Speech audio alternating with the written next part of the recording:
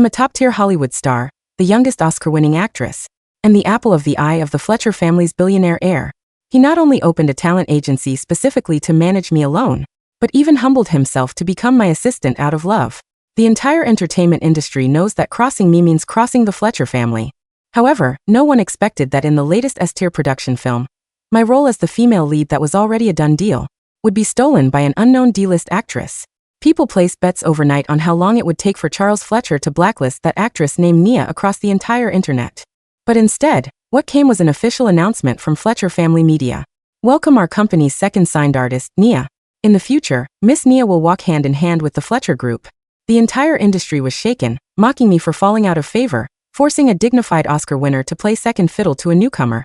On set, watching Nia's terrible acting, I coldly gave her a stage slap according to the script, but Nia fell to the ground in tears, accusing me of using my position to settle personal scores. Charles ordered people to pin me to the ground, and had the crew add 100 slapping scenes for me. By the end, I had been slapped until my right ear went deaf, my face swollen almost beyond recognition. By the 50th scene, my right cheek was swollen high, looking terrifyingly grotesque. Blood kept flowing from my nose and mouth, dripping onto my clothes and the ground. The director's voice trembled slightly. Mr. Fletcher, shouldn't we stop here? If we keep going and something happens, what's the rush? Charles curved his lips. He walked over, slowly crouched in front of me, lifted my chin with his hand, and gently wiped the bloody filth from my face. Bella, I know you're angry with me for replacing you as the female lead. But now everyone knows that Nia is the second person the Fletcher family wants to promote. You deliberately targeting her on set will make me look bad. Be good, apologize to Nia, and this will all be over. I raised my head with difficulty, looking into Charles's eyes. I did nothing wrong. That scene just now, I stage slapped her. I didn't even touch her. Nia immediately covered her face and started crying. Since Miss Bella says it was a stage slap, then it was a stage slap. I understand, I'm just a newcomer. Miss Bella is an Oscar winner. I deserve to endure some grievances. Charles, please don't make things difficult for Miss Bella. She's just being professional. She definitely didn't mean to target me. I stared at her tear-stained face, couldn't help but want to laugh. During the scene earlier, she couldn't even cry, but now she was acting so convincingly. Charles frowned. Unrepentant. Do you really think you're some high and mighty Oscar winner? His tone turned cold. I could make the first one, I can make a second one too. He looked at me. Nia says you're professional. Since you're so professional, give the whole crew a demonstration. The remaining 50 scenes continue. My breathing caught. My heart felt like it was being squeezed tight. Back when I was still a small-time actress, when I accidentally scraped my skin during wire work, Charles was so distressed, warning the director that if I got hurt again, he'd dismantle the entire set. Now because of one baseless provocation, he wanted me to endure a full 100 slaps. The slaps fell again. A heavy metallic taste filled my mouth. I looked toward Charles. His expression was indifferent, like he was watching a play that had nothing to do with him. By the 80th scene, there wasn't a patch of unmarked skin left on my face. Baby, still won't admit your mistake? Charles looked at me with amusement. I pulled at the corner of my mouth, but said nothing. Charles's eyes darkened further. Continue. At the 100th scene, Charles called for a stop and walked up himself. He raised his hand high. That hand had once held mine, wiped away my tears, and traced my features over and over again in the deep of night. Baby, this last scene is to teach you that I don't like women who make their own decisions. The force of his palm struck heavily across my face. My right ear rang with a loud buzz, and then I couldn't hear anything at all. My consciousness gradually blurred. Someone grabbed my hair and lifted my face. The camera focused on my wretched appearance. Charles's indifferent voice came through. Post this video online as my debut gift to Nia. What about Miss Bella? Should we deal with her? Charles's gaze swept over coldly, and the person hurriedly lowered their head. Stop trying to guess what I'm thinking. Today is just to teach her a lesson, so she doesn't think she can do whatever she wants just because I spoil her. However, Bella will still be the Fletcher family's only lady. Oh, and find the best medicine. I don't want scars left on that face. Hearing this, I laughed coldly. Then my consciousness completely fell into darkness. When I woke up again, I was already lying in bed. My face felt cool. Clearly medicine had been applied. I looked around, recognizing this as the luxury apartment Charles had bought for me near the set. To make filming more convenient, my phone kept buzzing beside me. As soon as I opened it, messages flooded in like a tidal wave. Number 1 on trending. Bella acts like a diva on set and gets taught a lesson. Bella slaps newcomer. Nia breaks down in tears on scene. I clicked on the video. It was the scene where I stage-slapped Nia, edited to remove the beginning and end, only showing the 1 second where my hand moved toward her face. Then it cut to me being pinned to the ground, slapped a full 100 times. The caption read, "Oscar winner Bella bullies newcomer on set, gets harshly punished by righteous people." The comment section had already broken 20,000. Serves her right, I've heard she has a terrible temper. What's so great about being an Oscar winner? Bullying newcomers is shameful. I heard she slept her way to the top. She's been throwing her weight around, and now she's hit an iron plate. Bully girl, ugly freak, get out of the entertainment industry. I scrolled through one comment after another. An overwhelming wave of hate comments. Normally, Fletcher Family Legal would have stepped in by now, but now there was only silence. I smiled self-mockingly. At 3 a.m., another trending topic shot to the top. Hashtag Fletcher Family Media supports Nia hashtag. I clicked in. It was an official statement from Fletcher Family Media. A still of Nia from the show, with only one line of text. Pearls should not be covered in dust. Immediately after, Charles's personal account liked and reposted this statement. The comment section erupted again. Oh my God, Mr. Fletcher personally got involved. Has Bella completely fallen out of favor? It's about time she was replaced. I'm sick of looking at Bella's old face. Finally someone has noticed our wonderful Nia. I smiled bitterly. Pearls covered in dust. When Charles and I were at our best, he withstood enormous pressure from his family, insisting that his company would only sign me. He always stayed by my side. He once held my hand, his eyes determined. Bella, pearls are never covered in dust. I will definitely take you to the top. I didn't disappoint his expectations either.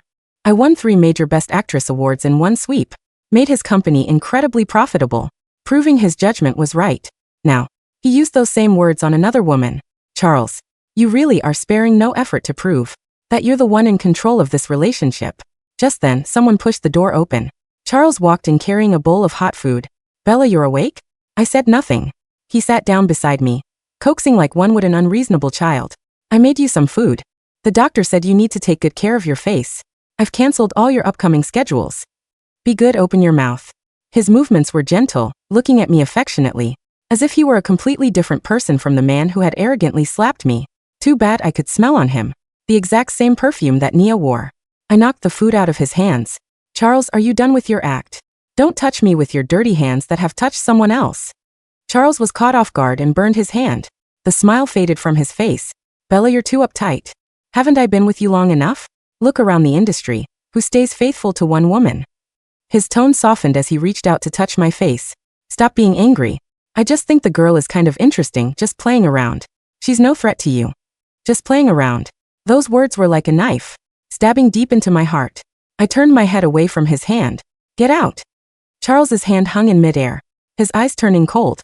Bella, have I spoiled you too much? Do you really dare to order me around like an assistant? He stood up. Fine, I'm giving you a way out and you won't take it. I'll wait for you to come crying and begging me later. Watching Charles's retreating back, my heart suddenly felt empty, aching faintly. After a long while, I reached up to wipe the tears from the corners of my eyes, took out my phone, and scrolled to a number. The call connected. Mr. Simon Brandt, I agree to the arranged marriage with you. On the other end of the phone, Simon's cool voice came through. Miss Bella, you've made up your mind? Yes, I've decided. All right, confirm the time and I'll come to Los Angeles to pick you up. Inexplicably, I actually detected a hint of excitement in Simon's voice. Putting down my phone, my thoughts drifted back 3 years. I'm the only daughter of the Anthony family in Manhattan, New York.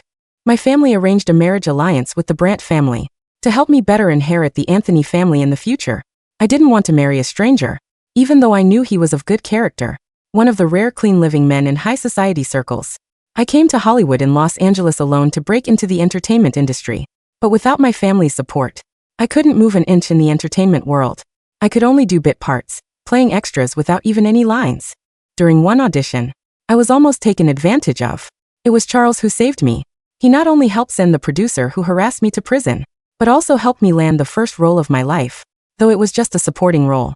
When Charles decided to personally become my assistant, it shocked the entire industry. Everyone speculated he was just acting on a whim, that he'd get bored and move on. But he persisted for 3 years. My food, clothing, housing, and transportation were all his responsibility. All endorsements and film contracts were personally selected by him and presented to me. Every time I joined a crew, he would push aside all other matters to stay by my side wholeheartedly. Originally, I planned to finish filming this movie then come clean to Charles about my identity. But I never expected this to happen. Since I'd decided to go home for the arranged marriage, I decided to withdraw from the entertainment industry. I opened my laptop and typed out my retirement statement. But I hadn't sent it yet. I wanted to finish filming one last movie before leaving. The redness and swelling on my face hadn't completely subsided yet. As soon as I stepped onto the set, everyone's eyes swept over to me. There was mockery, pity, and more than anything, schadenfreude. I lowered my head and quickened my pace toward the makeup room. Miss Bella. I stopped. A crew member blocked my way, wearing a professionally polite fake smile. That makeup room, Mr. Fletcher has instructed that it's for Miss Nia from now on. He gestured to the side. Miss Bella, you can use that one over there. I followed where he was pointing. Next to a pile of miscellaneous items at the far end, a broken door stood half open. Inside were dusty prop boxes and discarded light stands. I said nothing in the end and walked in. But I waited a long time. The time for my next scene was approaching. But my makeup artist still hadn't arrived. I got up to find someone, only to see my makeup artist standing next to Nia, touching up her makeup. I froze. Only then did Nia seem to remember something, covering her mouth as she giggled. Oops, I forgot to tell Miss Bella. Charles gave me your makeup artist too. From now on, she's my personal makeup artist. He said my face is precious and needs the best makeup artist and the best cosmetics. She tilted her head and glanced to the side. Immediately someone threw several paper boxes at my feet, spilling out cheap foundation and eyeshadow palettes. Charles also said Miss Bella is getting on in years, so just make do with whatever. Nia looked at me with eyes full of malice. I looked down at the pile of items. Charles knew I had sensitive skin and could only use specific cosmetics. He used to have people test the ingredients, even if I switched brands. I stood up and walked toward the studio. Miss Bella, you haven't put on makeup yet. I didn't look back, only said coldly, I'm not doing it. Immediately people started slandering me, acting like such a diva. Still being difficult even now. No wonder Charles dumped her. But Nia's smile remained unchanged. It's fine. Once she sees the new script, she won't be so arrogant anymore. I walked into the studio. The next scene was supposed to be between me and the male lead. I calmed myself and went through the script, but the actor playing the male lead never showed up. I was about to find someone to ask, when I saw the director walking toward me furiously. Bella. He grabbed my hand and dragged me outside. What are you doing slacking off here? We've been calling you forever. Are you deaf? Director, isn't the next scene supposed to be between me and the male lead? He waved his hand impatiently. All those scenes have been cut. Your next scene is a drowning scene. I stood there stunned. When I was young, I accidentally fell into water and nearly drowned. Ever since, I've been terrified of water. Once water rises above my chest, I start having heart palpitations. After Charles learned about this, every contract he signed for me included the same clause, prohibiting any form of drowning scenes. Is there a mistake? My voice was tight. This scene isn't in my script. The director rolled his eyes. This was specially added for you by Miss Nia.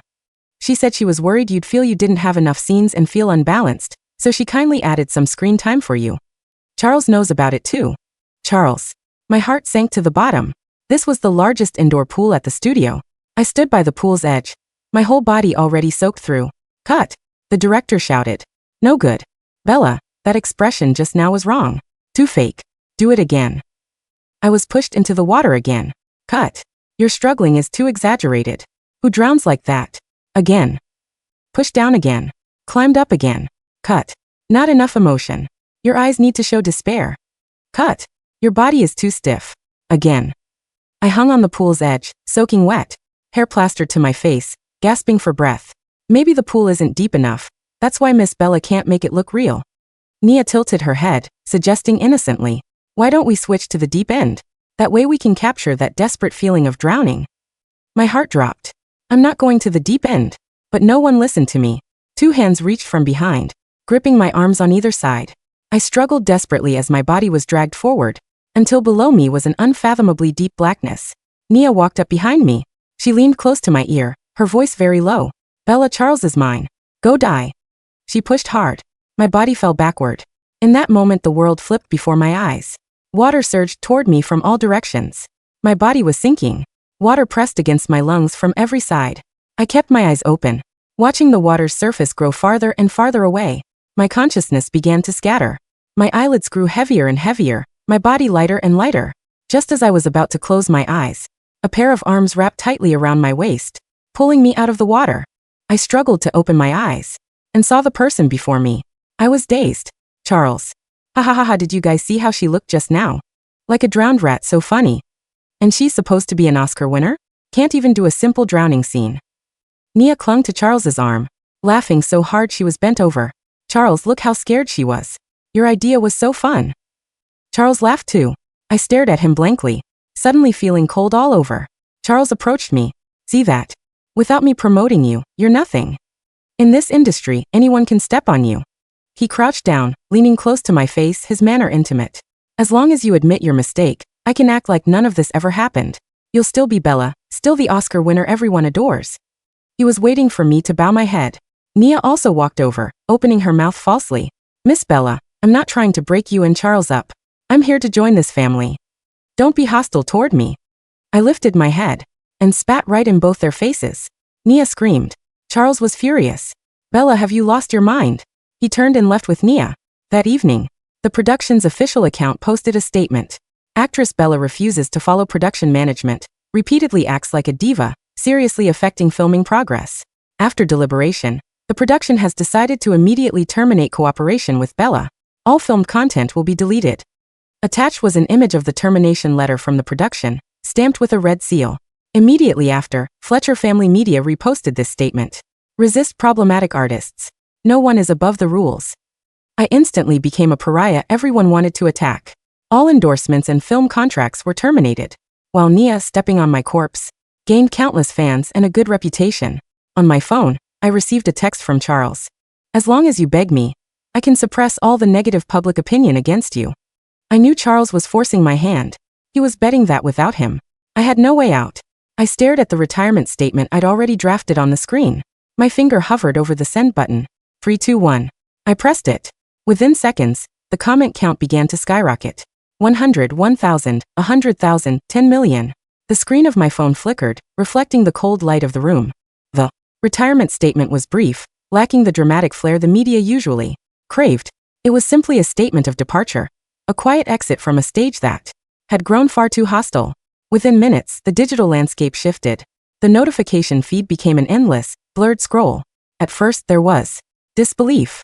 The entertainment forums, which had spent the last 48 hours dissecting my fall from grace, suddenly went quiet before erupting into chaotic speculation. Bella is retiring? Is this a publicity stunt? She won an Oscar at 23. You don't just walk away from that because of a set dispute. Look at her face in that leaked video. She was beaten raw. I'd retire too if my agency let that happen to me. A few minutes later, the first text from Charles arrived. Charles, Bella, stop this childish nonsense immediately. A retirement post? Who gave you permission to make decisions without the legal team? Delete it. Now. I stared at the message. The screen lit up again. Charles, I know you're hurt. I told you, I'm willing to overlook your behavior if you just apologize to Nia. But playing this victim card online is crossing the line. Don't ruin your career over pride. I didn't reply. I blocked his number, then blocked his personal assistant, and finally muted all incoming notifications. The silence that followed was heavy, broken only by the hum of the apartment's air conditioning. My right ear still felt stuffed with cotton, a dull rhythmic throbbing reminding me of the 100th slap. The doctor's ointment had cooled the skin of my cheek, but the swelling remained stubborn, a grotesque distortion of the face that had once been plastered across billboards in Times Square. At 4:15 a.m., a quiet knock sounded at the door. I didn't move. The security in this building was handled by Fletcher Family Media. Charles had the code to the private elevator. If it were him, he wouldn't knock. The knock came again, steady and polite. I wrapped a silk robe around my shoulders, keeping the left side of my face toward the door as I opened it. Standing in the dimly lit hallway was a man who looked entirely out of place in the humid, superficial air of Los Angeles. Simon Brandt stood over 6 feet tall, dressed in a charcoal gray, 3-piece bespoke suit that bore no wrinkles.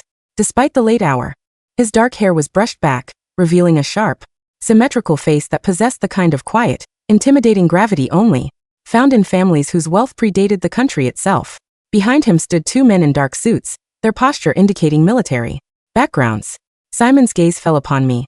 He didn't look at my clothes or my posture. His eyes locked directly onto my right cheek, which was swollen and discolored under the faint hall light. His expression didn't change, but the air around him seemed to drop several degrees. Bella, he said, His voice was a low, resonant baritone devoid of the theatrical warmth Charles used to charm the press. You look terrible. Thank you, Simon, I replied, my voice raspy. Always a pleasure to see you. He stepped past me into the apartment, his eyes scanning the space with quiet disapproval. The Anthony family's sole heiress living in a mid-tier luxury flat, provided by a West Coast upstart. Your father would have a stroke if he saw this. My father doesn't know, I said, closing the door. And I'd prefer to keep it that way for at least another 12 hours. Simon turned to face me. He reached out, his long, clean fingers stopping just a millimeter away from my bruised cheek. He didn't touch me, respecting my space, but his eyes darkened. Who did this? A director? A newcomer? And Charles, I said simply. It was a demonstration of professionalism. Simon's hand dropped back to his side. He turned to his assistant Gary, who had remained near the door. Get Dr. Vance on the line. Have him meet us at the private terminal in New York. And Gary, yes, Mr. Brandt. Call our legal counsel in Delaware. Tell them to review every contract held by Fletcher Family Media. I want a list of their creditors, their outstanding bonds, and their primary distributors by the time we land. Right away, sir. Simon looked back at me. Your luggage? I'm not taking anything, I said, looking around the apartment. Every dress, every award, every piece of jewelry in this room had been selected by Charles or paid for by his agency. None of this belongs to me anyway. Simon nodded, a faint, approving tilt of his lips. Good. Let's go home. The private terminal at LAX was quiet at 5:30 a.m., but the peace didn't last. We had just stepped out of the black SUV when a silver sports car screeched to a halt behind us, blocking the path to the hangar. The doors flew open and Charles stepped out, his silk shirt slightly unbuttoned, his hair uncharacteristically disheveled. Behind him, Nia scrambled out of the passenger seat, clutching a designer handbag, her eyes wide with a mix of anger and curiosity. Bella! Charles shouted, his voice echoing in the concrete structure. What the hell do you think you're doing? He marched toward us, but Simon's security detail immediately stepped forward, forming an impenetrable wall. Charles stopped, his eyes darting from the guards to Simon, and finally to me. Bella, who are these people? Is this why you posted that ridiculous retirement statement? You found some old money sponsor to bail you out of your contract. He sneered, looking Simon up and down. While Simon's suit was immaculate, it bore no visible logos, the kind of quiet luxury that people like Charles, who relied on flashy branding to assert their status, often failed to recognize. Immediately, I don't know who you are, buddy, Charles said, pointing a finger at Simon. But Bella is signed to Fletcher Family Media. Her contract has a $50 million buyout clause, and she is currently in breach of contract for abandoning a major production. If you think you can just fly her out of here, you're going to find yourself in a very expensive lawsuit. Nia stepped up beside Charles, her face twisted into a sweet, mocking smile. Bella, don't be like this. Charles was just trying to teach you a lesson for being difficult on set. If you apologize to me and promise to behave, I'm sure Charles can talk to the board and get your contract reinstated. There's no need to resort to this. She gestured vaguely at Simon. Simon didn't look at Nia. He didn't even look at Charles. He adjusted the cufflinks of his shirt, his movements slow and deliberate. Gary, Simon said quietly. Yes, Mr. Brandt. Who is this person? This is Charles Fletcher, sir. Heir to Fletcher Family Media, a regional talent agency and mid-cap production house based in Los Angeles. His father is Arthur Fletcher. Simon nodded once. Arthur Fletcher. The man who spent 3 weeks in our waiting room last winter begging for a distribution partnership with Brandt Global. Charles's expression froze. The arrogance in his eyes flickered, replaced by a sudden sharp panic. Brandt Global? You're Simon Brandt. The Brandt family was a titan of East Coast shipping, real estate, and global logistics. In the grand hierarchy of American wealth, the Fletchers were mere entertainment merchants. The Brandts were the infrastructure upon which empires were built. Mr. Fletcher, Simon said, his voice dropping to a dangerous whisper. You have spent the last 3 years treating my fiancée as your personal property. You have allowed your employees to assault her, you have endangered her life in a tank of water, and you have attempted to destroy her reputation. Charles took a step back, his face losing all color. Fiancée? Bella is your fiancée? No, that's impossible. She's just a girl from upstate New York. She had nothing when I met her. She had a desire to see if she could succeed on her own merit, I said, stepping out from behind Simon. For the first time, I looked Charles directly in the eye without the deference of an artist addressing her manager. I wanted to See if the industry would value my talent without my family's name. And for A, well, I thought you valued me too. I took a breath, the cold morning air stinging my throat. But you didn't want an actress, Charles. You wanted a pet. You wanted someone you could break and rebuild whenever your ego felt threatened.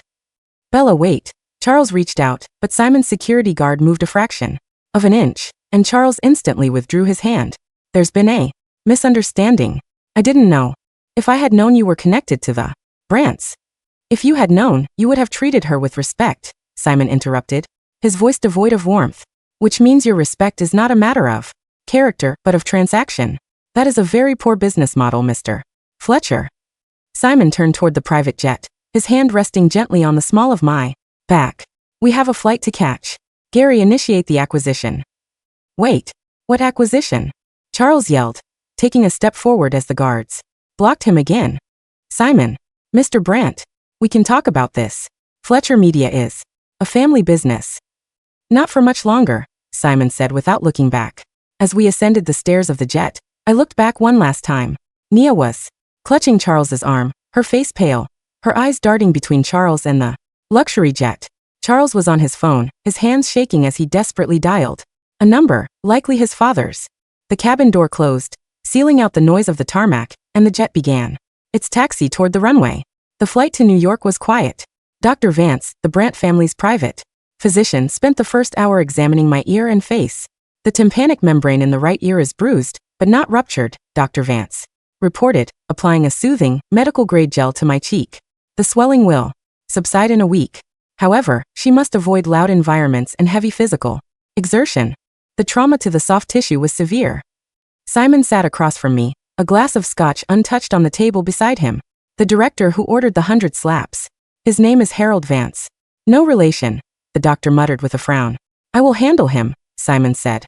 His voice was calm, but the determination in it was absolute. When the jet landed in New York, we did not go to Simon's penthouse in Manhattan.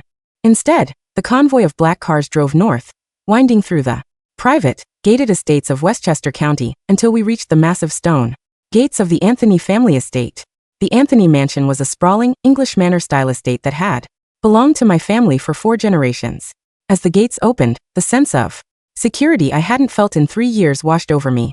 In the grand foyer, my father, Harrison Anthony, was already waiting. At 62, my father was a man of immense presence. He was the chairman of Anthony Holdings, a conglomerate with deep roots in banking and real estate. Beside him stood my older brother, Julian, who had recently taken over the firm's European operations.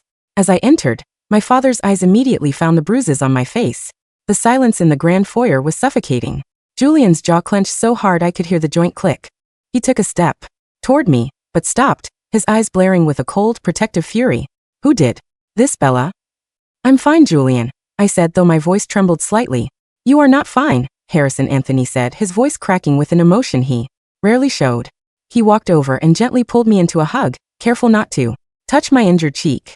My daughter, the youngest Oscar winner in history, treated like a common extra by West Coast trash. He looked up at Simon, who had entered behind me.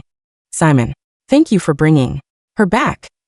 She is my fiancée, Harrison, Simon replied, bowing his head slightly. Her honor is mine. Julian stepped forward, pulling out a tablet. I've already initiated the investigation. Fletcher Family Media relies heavily on credit lines from Manhattan Alliance Bank. We own 34% of that bank. I've already instructed the board to call in their loans by the end of the week. That is only the beginning, Harrison said, his voice returning to the cold, calculated tone that had made him a legend on Wall Street. They wanted to use our daughter to build their little entertainment empire. Let us see how they survive when the foundation is pulled from beneath them. He looked at me, his eyes softening. Bella, you wanted to prove you could do it. On your own. You did. You won the Oscar. You proved your talent. Now let us remind them of who you are when you are not acting. Over the next 3 days, the entertainment industry began to feel the first tremors of a massive, silent earthquake. Initially, Fletcher Family Media tried to spin the narrative. They released a statement claiming that I had been let go due to creative differences and unprofessional behavior on set, and that Nia would be taking over the lead role in the upcoming S-tier production, The Glass Empress.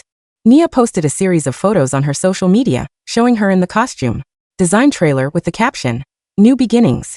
Hard work always pays off." But the celebrations were short-lived. On Tuesday morning, Manhattan Alliance Bank officially notified Fletcher Family Media that their $20 million revolving credit line would not be renewed, and that the outstanding balance of $15 million was due within 48 hours. At the same time, 3 major luxury brands that had contracted NIA for endorsement deals suddenly pulled out, citing brand realignment. By Wednesday, the director of the Glass Empress, Harold Vance, received a formal notification from the Directors Guild. An anonymous complaint had been filed against him for gross negligence and physical abuse of an actor on set, supported by a high-definition, unedited video file showing the 100 slap, seen from multiple angles. The video had not been leaked to the public yet, but the Guild's internal board immediately suspended his license pending a full investigation. In Los Angeles, Charles was drowning. His father, Arthur Fletcher, had flown in from a golf vacation in Cabo, furious. The family office was in chaos. "What did you do, Charles?" Arthur screamed, slamming his fist onto the mahogany desk in the Fletcher Media headquarters. "The banks are shutting us down. The distributors for the Glass Empress are threatening to pull their funding if we don't resolve this Bella situation." "Who the hell is she?" Charles sat in his leather chair, his face pale, dark circles under his eyes. She's Bella Anthony, Dad. Her family is Anthony Holdings." Arthur froze. "Anthony? As in Harrison Anthony?" "Yes." Arthur's hand began to shake. He slowly sat down on the sofa across from his son. "You idiot. You absolute, brainless idiot. You had the heiress of one of the most powerful families in the country signed to your agency, and you had her beaten on a set for a D-list girl you met at a club." "I didn't know," Charles shouted, his voice cracking with desperation. "I never said anything. She lived in a cheap apartment, she took regular roles, she never used her family's name. I thought she was just another actress from New York. And Simon Brandt?" Arthur's voice was barely a whisper. They're engaged," Charles said, burying his face in his hands. The office door burst open, and Nia walked in looking panicked. "Charles, the makeup brand just canceled my contract. They said I don't fit their aesthetic anymore. And the director of the Glass Empress isn't answering my calls. What is going on?" Charles didn't look up. "Get out," Arthur Fletcher said, his voice dead. Nia blinked, confused. "Mr. Fletcher? I'm the lead actress of your new film." "I said, get the hell out of my office," Arthur roared, throwing a crystal paperweight against the door. It shattered into 1,000 pieces, missing Nia's head by inches. She screamed and ran out, her designer heels clicking frantically down the corridor. Arthur turned back to his son. "We have one chance. The annual Metropolitan Charity Gala is tomorrow night in New York. The Anthonys and the Brandts will be there.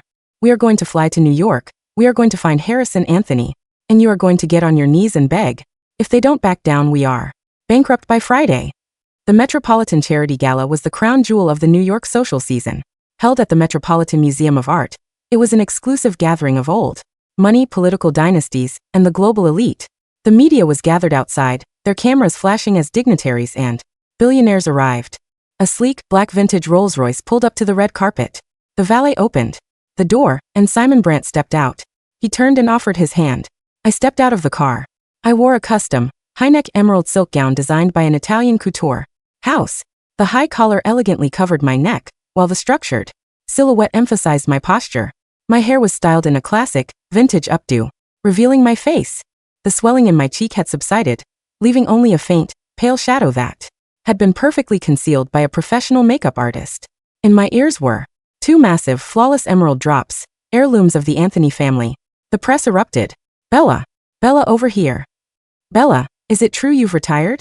Who is the gentleman you're with?" I didn't stop for interviews. Supported by Simon, I walked up the grand steps of the museum, leaving the flashing lights behind us. Inside, the great hall was filled with the soft music of a live orchestra and the low hum of polite conversation. The air smelled of expensive perfume and fresh lilies. As we entered, the crowd parted naturally. Harrison Anthony and Julian were already there, talking to a group of European diplomats. When my father saw me, a proud, elegant smile touched his lips. "My beautiful daughter," he said, kissing both my cheeks. "You look spectacular." "I feel spectacular, Father," I said, and for the first time in weeks it was the truth. Suddenly, a disturbance arose near the entrance of the ballroom. 2 figures were trying to push past the security guards. Arthur Fletcher, looking 10 years older than his actual age, was arguing with a security officer, while Charles stood behind him, looking pale and desperate. They had managed to buy their way into the gala through a secondary ticket broker, but their names were not on the VIP guest list for the main ballroom. Mr. Anthony. Arthur Fletcher called out, his voice cracking. Please. Just 5 minutes. The guests turned to look, their faces filled with mild amusement and disdain at the unseemly display. Harrison Anthony didn't even turn around. He took a sip of his champagne. Simon, however, caught the eye of the head of security and gave a brief nod. The guard stepped back, allowing the Fletchers to enter the ballroom. Arthur Fletcher practically ran toward us, dragging Charles by the arm. Mr. Anthony, Mr. Brandt, Arthur said, his chest heaving as he tried to catch his breath. Please, I beg of you. There has been a terrible mistake. My son. He acted like a fool. He didn't know who Miss Bella was. Charles looked at me. His eyes were wide, filled with a mixture of terror, regret, and a lingering, pathetic hope. Bella, please. I was wrong. I was stupid. I let the pressure of the agency get to my head. I wanted to show everyone that I could manage everything, that I was in control. But I never wanted to hurt you. I loved you. The word loved felt empty, like a dry leaf scraping against concrete. I looked at Charles, and for the first time, I felt absolutely nothing. No anger, no resentment, no pain. Just a profound sense of pity for a man who only realized the value of a human being when she was backed by billions of dollars. You didn't love me, Charles, I said, my voice calm and clear, carrying easily to the nearby guests who were listening with keen interest.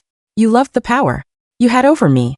You loved the fact that an Oscar-winning actress depended on you for her next meal, her next role, her next breath. I took a step closer to him. When I was in that pool, struggling for air, you laughed. You thought it was a game. But some games have a very high buy-in, Charles. And you can't afford the table. Bella, please, Charles whispered, his eyes filling with tears. If the bank calls in the loans, we lose everything. The agency, the production house, our family home, everything. Then you should have thought about that before you ordered 100 slaps. Simon said. His voice was not loud, but it possessed a terrifying absolute finality. Your agency is already gone, Mr. Fletcher. Brandt Global bought 40% of your outstanding debt yesterday afternoon. We have already initiated foreclosure proceedings. Arthur Fletcher's face went entirely gray. He turned to his son and, in front of the entire high society of New York, struck him across the face.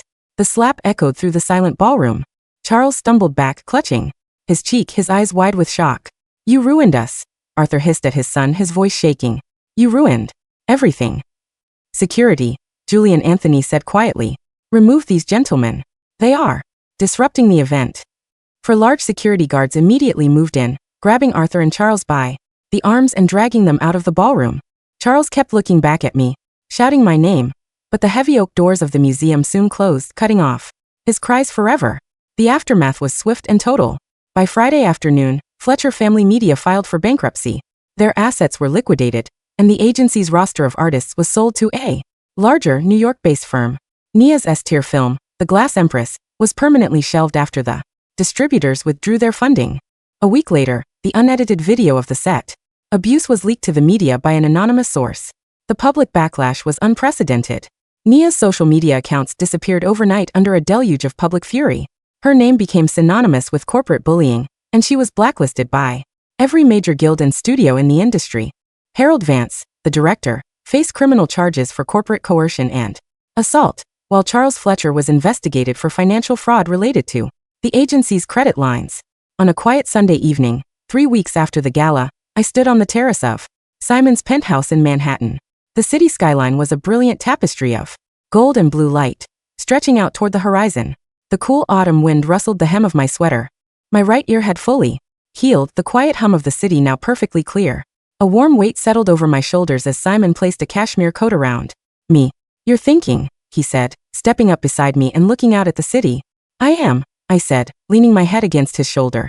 I'm thinking about how much time I wasted trying to prove myself to people who didn't matter.